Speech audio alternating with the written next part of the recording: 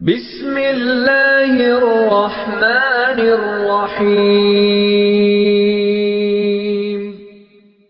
दो सहाबा में बज़ाहिर टक्कर नजर आए तो किसी को हक नहीं कि एक सहाबी के लिए कहे कि ये ठीक है, दूसरे को गलत कहे, और उसको सही कहकर इसको गलत कहे। किसी को यह हक नहीं है। उसके लिए लाजिम है कि इस सहाबी का भी अदब करे और इस सहाबी का भी अदब करे। अगर उनका तारुज बज़ाहिर नजर आ रहा है, ये हमारे अकल की कमजोरी है, वगरना देखा जाए तो उनकी लड़ाई दीन की बुनियाद पर नहीं थी। उनकी लड़ाई बुग़्ज़, इनाद और दुश्मनी की बुनियाद पर नहीं थी। हजरत अलीउल मुर्तजा और हजरत अमीर मुआविया की जो लड़ाई हुई है, ये बुग़्ज़, इनाद, नफरत और दीनी दुश्मनी की बुनियाद पर नहीं थी। ये इज्तिहादी राय का इख्तिलाफ था जिसको सबाइयों ने यानी लड़ाई की हद तक पहुंचा दिया। हजरत अलीउल मुर्तजा और अद्दी बिन हातिम रज़ियल्लाहु ताला अन्हुमा दोनों जा रहे थे। एक मकतूल पर गुजर हुआ। ये मकतूल वो मकतूल था कि जिसको हजरत अली की जमात के लोगों ने कत्ल किया था। हजरत अद्दी ने कहा, अफसोस, कल ये मुसलमान था, आज काफिर होके मरा है। हजरत अली ने फरमाया, खबरदार, ये कल भी मोमिन था, आज भी मोमिन।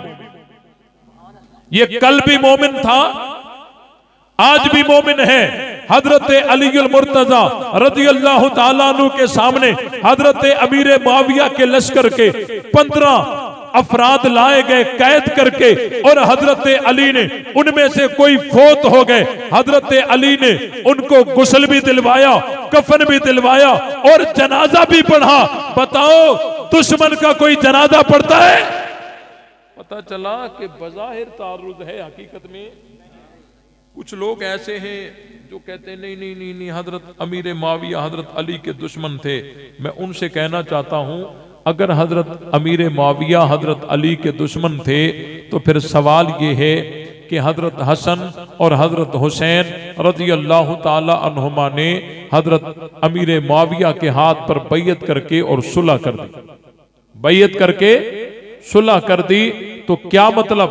तुम क्या कहना चाहते हो कि हजरत हसन अपने बाप के दुश्मन के साथ मिल गए, हजरत हुसैन अपने बाप के दुश्मन के साथ मिल गए, अपने अब्बा से गद्दारी की? और जो अहले बैत को गद्दार कहे, मैं उसे मुसलमान नहीं कहता। और हजरत हसन ने जब शर्त लगाई बैयत की, तो उस वक्त जो शर्तें हैं वो बहुत सारी किताबों में आई हैं, और कश्फुल गुम्मा फी मारिफतिल आइम्मा उसमें एक शर्त आई है, वो जरा अर्ज कर देता हूँ। किताब भी उनकी है, बात हमारी है।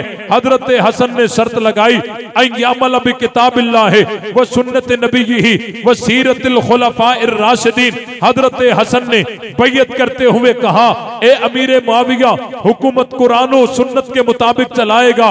इससे कुछ लोगों ने कहा, अच्छा, इससे तो ये साबित होता है हजरत अमीर मुआविया हुकूमत कुरान और सुन्नत के मुताबिक नहीं चलाते थे, तभी तो ये शर्तें लगाई जा रही हैं। मैंने कहा, बेवकूफ, तुम जो नमाज में कहते हो एहदिना सिरातल मुस्तकीम, या अल्लाह हमें सीधे रास्ते पे चला, क्या अपने को सीधे रास्ते पे नहीं समझते तब ये दुआ मांगते हो? उन्होंने कहा, नहीं नहीं, इससे मुराद है सिराते मुस्तकीम पर इस्तिकामत मुराद है। मैंने कहा, वहां भी कुरान और सुन्नत पर इस्तिकामत मुराद है।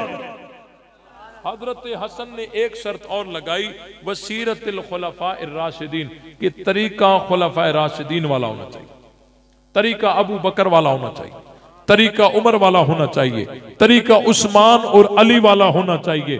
अब देखें, अगर हजरत अबू बकर ने बागे फतक गसब किया होता, अगर हजरत उमर ने खातून जन्नत के घर को आग लगाई होती, अगर ये सारी जुल्म ज्यादतियां वाकई ये हकीकत होती तो हजरत फातिमा का लगते जिगर कभी भी ये शर्त तय न करते कि जी जो है तरीका अबू बकर वाला चाहिए, तरीका उमर वाला चाहिए। इससे पता चलता है कि खातून जन्नत के घर को आग लगाने की बातें गलत हैं, और जी हजरत फातिमा का हक कसब करने की बातें, बागे फदक के किस्से कहानियां सारी गलत हैं। सहाबा भी सच्चे हैं, अहले बैत भी सच्चे हैं। कुरान कहता है रहमाउ बैनहुम, हम कुरान को पढ़ते भी हैं, मानते भी हैं, कुरान पे अमल भी करते हैं। कुरान ने हमें बताया है मुहम्मदुर रसूलुल्लाह वल्लज़ीना माहू अशिद्दाउ अलल कुफ़ार रहमाउ बैनहुम, जो पैगंबर के साथी हैं आपस में उनका प्यार है। दुनिया जहान की रिवायतें मिलकर भी आए, जो कुरान के टक्कर में होगी, मरदूद होगी, हम उस रिवायत को गंदी टोकरी में फेंकेंगे, कुरान को सीने से लगाएंगे।